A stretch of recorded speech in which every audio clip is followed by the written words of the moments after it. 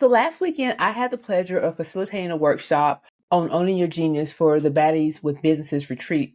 Mallory, can I just tell you, you are definitely making an impact and you have built a fantastic community of business owners that are in stages 0 to 5 in business. And it's very much needed. So thank you so much for trusting me with not only your brand, but also your community. I really appreciate that. Welcome to another episode of Own Your Genius, where we empower entrepreneurs to use their education and their experience to build dope stuff. I'm your host, attorney LaConya Murray.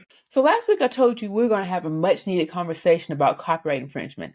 And today is that day. But before we dive into today's podcast, make sure you subscribe to the podcast so you don't miss any insights on how to own your genius. Welcome back to the Own Your Genius podcast, where we discuss building businesses, growing brands, and what else? Owning your genius. I'm your host, attorney LaConya Murray, owner of Off the Mark IP Solutions. Off the Mark is a boutique intellectual property firm representing innovative entrepreneurs, aka geniuses, who are looking to protect their brand and grow their business with ongoing legal support and business mentorship. We have a good one for you today, so let's get started. So last weekend, I spoke in New Orleans, and then Monday I came home and I spoke in my hometown of Montgomery. Christopher, thank you so much for having me at Network and Chill as a panelist. And the question they asked me was, how do you protect your copyrights in this digital world? Which is a great question. But today I'm going to flip it on you. Because we have things talking about how to protect you, right? But what we really need to talk about and get into is copyright infringement, because we have a lot more phone calls in the office about people who are receiving cease and desist letters for copyright infringement. So today we're going to talk about 3 ways that you can avoid infringement. And I believe the first way of avoiding infringement is just really knowing what copyrights are, having an understanding of what copyrights are, what they protect, and the rights that they have. Right. So first thing you need to know is that copyrights protect original work that are in a fixed tangible form. Original work in a fixed tangible form. When I was in New Orleans, I gave the example of Will Smith, and I give this example a lot. So Will Smith in the basement with Nia Long, trapped, and he's singing the song with the banjo, right? About Nia Long not knowing if her body is real. That song. You all know what I'm talking about. You probably started singing the moment I mentioned it. But imagine that you have someone else somewhere else in a similar situation, right? There's no internet, so they both write about their experiences and they end up either being the same or similar.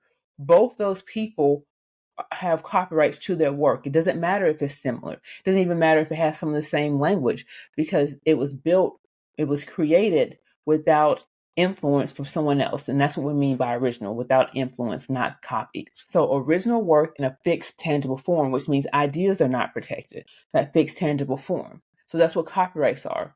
They protect that original work that they're protecting is going to be things like literary works, visual arts. In the United States, it does not protect fashion, but architectural blueprints, music, just creative works, things of that nature. In the business world, it looks like, when you have this conversation, it looks like sales copy.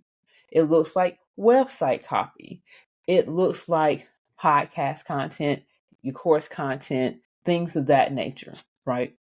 The owner of this original work has the right to exclude other people from using their work without their permission. They also have the rights to publish the work, showcase it. They have the right to create derivatives, which means taking it and turning it into something else, like turning a workbook into a course or vice versa, turning a movie into a book, which is typically, reversed.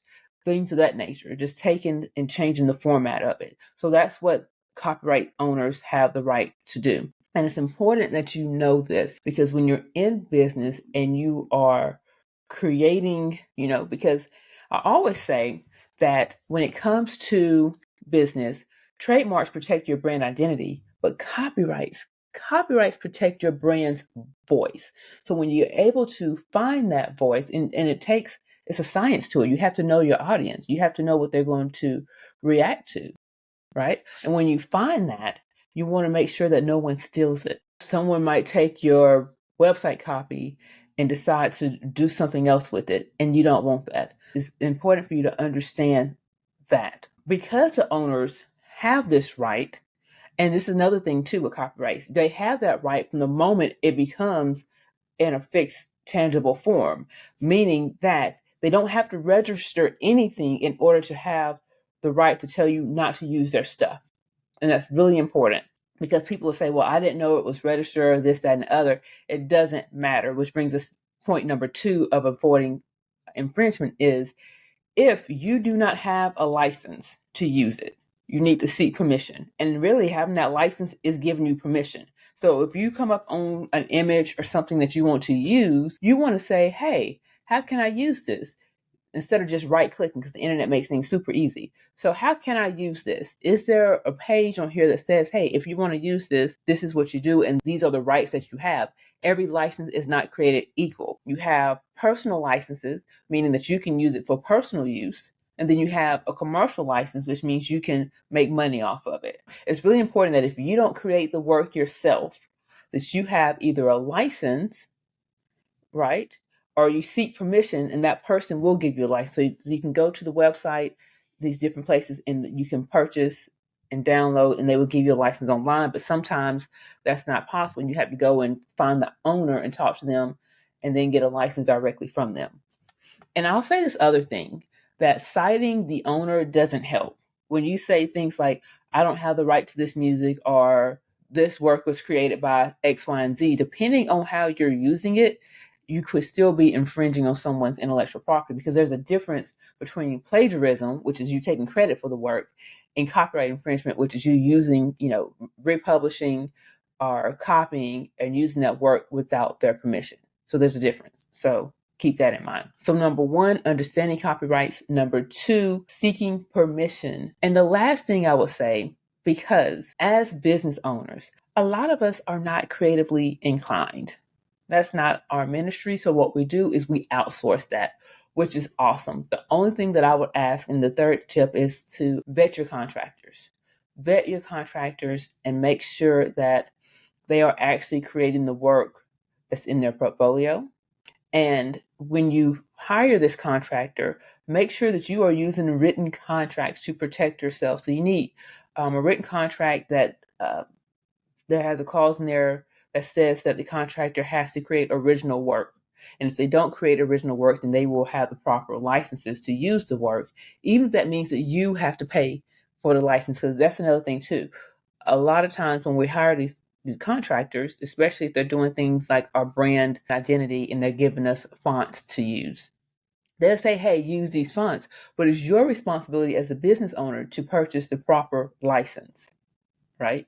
So, but you want to make sure that if you are hiring a contractor and they're creating something for you, that they are using original work, put that in the contract, because I've had several people who have received cease and desist letters and being threatened with lawsuits because the contractor they hired did not use original work. They infringed on someone's copyright. So that's number 1 that you can do with written contracts. The other thing you do is, if they didn't use original work, what are your recourse? So I would say add an indemnification clause to your contract. What that essentially will do is, if someone sues you, third party sues you for infringement, and it's as a result of this contractor that you use, you can go back to that contractor and say, make me whole. Make me whole. If I had to pay $5,000 to these people, you owe me $5,000 because you said that you would, 1, use original work, so it's a breach of contract, and 2, if a third party sued me because of your actions, you would take care of it. That's what that clause essentially says. And I just thought that it was really important to have this conversation, because the internet, again, makes it so easy to infringe on someone's intellectual property, and we can do it without even intending to. And intention is not an excuse. Like, whether you meant to or not does not excuse copyright infringement.